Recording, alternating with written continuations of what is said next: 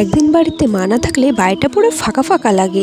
দেখো সকালবেলা আমি ঘুম থেকে পড়েছি, সংসারের কাজ করে নিয়ে মুখ হাত পা ধুয়ে নিলাম। মুখ হাত পা ধুয়েই আমি সকাল সকাল রান্না বসিয়ে দিয়েছিলাম। ভাত বসিয়ে দিয়ে আমি লাউটা কেটে নিচ্ছিলাম, কেননা আজকে আমাদের বাড়িতে লাউ আর ডাল রান্না হবে।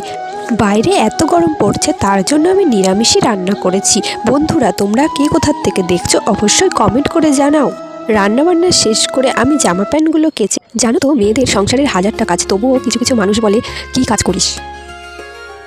বন্ধুরা, তারপরে আমি মেশিনের কাজে বসে পড়েছিলাম। আমার কিছু পুতুলের জামা সেলাই করার ছিল, তার জন্য আমি সেগুলোকে সেলাই করে নিচ্ছিলাম।